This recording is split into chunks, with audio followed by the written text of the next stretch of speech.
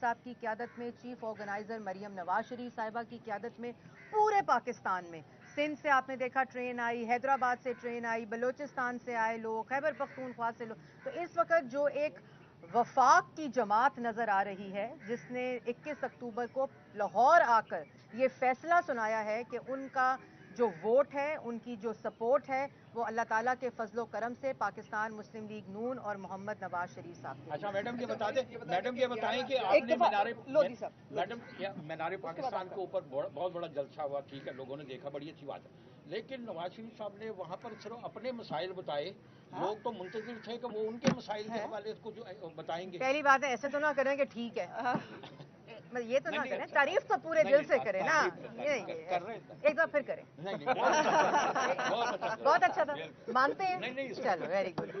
پہلی بات, نواز شریف صاحب نے اپنی پوری تقریر میں یہ کہا کہ میں اپنے ذاتی جو میرے ساتھ نقصانات ہوئے ہیں, جو مظالم ہوئے ہیں, ان سب کو بھلا کر میں ملک کے لیے واپس آیا ہوں, میں ملک کو, عوام کو ریلیف دینے کے لیے.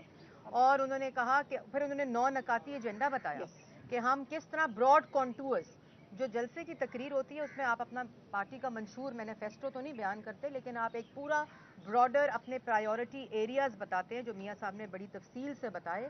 اور انہوں نے عوام کے مسائل سے بات شروع کی. انہوں نے بجلی کے بل دکھائے جو 11 روپے یونٹ نواز شریف کے دور میں تھا, آج اس بجلی کی جو پرائس ہے وہ کتنے گنا بڑھ چکی ہے. بات ہی انہوں نے پاکستان کی عوام کے مسائل سے شروع کی تھی. روٹی کی قیمت بتائی کہ جو آج پاکستان کی عوام 5 روپے کی روٹی ان کے زمانے میں لیتی تھی, وہ آج 30 روپے کی روٹی پاکستان کی عوام. انہوں نے کہا میرا دل دکھتا ہے کیونکہ جو ترقی کا سفر 2017 میں شروع ہوا, 13 میں شروع کیا, 17 تک پہنچایا, اس کے بعد جو ہوا وہ پاکستان کی عوام نے اس کا خمیازہ بھگتا.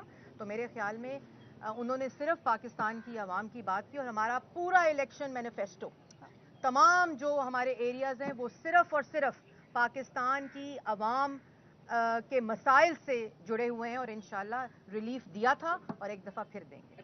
11 نومبر کو مسلم لیگ نون کی جنرل کونسل کا اجلاس ہونے جا رہا ہے, اس اجلاس کا ایجنڈا کیا ہے؟ یہ بھی کہا جا رہا ہے کہ شاید میاں صاحب پھر سے پارٹی کی صدارت سنبھالنے جا رہے ہیں.